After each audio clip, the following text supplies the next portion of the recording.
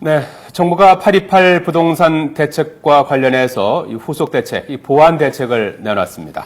공유형 모기지, 즉 1%대 초저금리 대출은 대폭 늘리고 대신 지역 주민들의 반발이 심한 행복주택 건설 규모는 축소하기로 했습니다. 네, 취재기자 연결합니다. 오점곤 기자. 예, 경제부입니다. 네. 자, 1%대 초저금리 대출을 늘린다고 하는데요. 얼마나 늘리는 겁니까? 예, 말씀하신 대로 아주 많이 늘립니다. 15,000가구를 대상으로 대출을 실시할 예정인데요. 관련 예산의 규모는 2조 원가량입니다. 당초 정부는 시범사업으로 공유형 모기지 사업을 시작했었습니다. 당시에 3,000가구를 대상으로 대출 신청을 받았었는데 1시간도 안 돼서 전부 신청이 마감이 될 정도로 인기가 좋았었습니다. 이에 따라서 정부는 공유형 모기지의 시범사업을 일단 끝내고 곧바로 본사업에 착수를 하면서 대출 규모를 대폭 늘리기로 한 겁니다.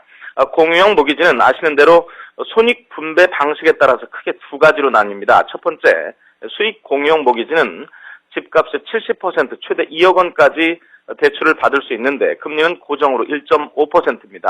최장 20년까지 대출이 가능한데 대출 만기 또는 중간에 집을 팔아서 이익이 발생을 할 경우에 이익을 주택기금과 함께 나눠야 합니다. 만약 집값이 떨어져서 손해가 날 경우에는 물론 본인 책임입니다. 두 번째, 손익공유형 모기지는 집값의 40% 최대 2억 원까지 대출을 받을 수 있는데 금리는 처음 5년은 1%, 이후에는 연 2%입니다. 20년 만기 일시 상환인데 대출 만기 또는 중간에 집을 팔아서 만약 손해가 나는 경우에는 주택기금이 함께 손실을 보전을 해줍니다. 물론 이익이 나도 주택기금과 공유를 해야 합니다. 신청 자격은 지금까지 집을 산 적이 없는 생애 최초 주택구입자로 부부 합산 소득이 7천만 원 이하라야 가능합니다. 대상 주택은 수도권과 지방 광역시에 있는 6억 원 이하, 전용 면적 85제곱미터 이하의 기존 아파트 또는 미분양 아파트입니다. 정부는 당장 오는 12월 9일부터 1%대 초저금리 공유형 모기지 상품의 대출 신청을 우리은행을 통해서 받을 예정입니다. 네, 그리고 논란이 되어온 행복주택 사업은 축소된다고 하는데요. 어느 정도나 줄어드는 겁니까? 예, 정부는 당초 행복주택을 2017년까지 20만 가구를 건설할 계획이었었습니다. 그렇지만 이번에 그 규모를 14만 가구 건설로 축소했습니다. 축소되는 나머지 6만 가구는 국민임대와 민간임대로 전환하기로 했습니다. 주민들의 반발이 워낙 거세고 도심 내 건설이다 보니까 건축 비용이 너무 많이 들어가는 것이 행복주택 규모 축소의 가장 큰 배경으로 분석이 됩니다.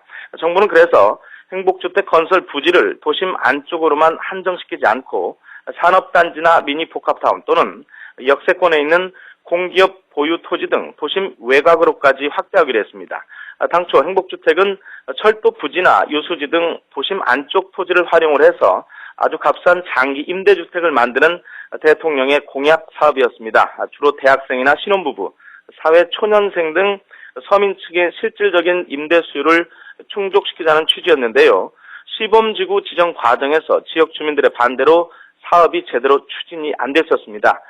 시범지구 7곳 가운데 서울 오류와 가자지구만 현재 지구 지정이 끝이 났고 나머지 목동과 송파, 잠실, 공릉, 고잔 등 5개 지구는 지구 지정조차 못하고 있는 상황이었습니다. 정부는 행복주택 전체 규모는 이렇게 축소를 하더라도 일단 기존의 시범지구로 지정이 된 이 5개 지역에 대해서는 예정대로 지구 지정을 완료하고 사업 추진을 계속한다는 방침이어서 해당 지역 주민들과 갈등은 계속될 것으로 보입니다. 지금까지 경제부에서 YTN 오점곤입니다.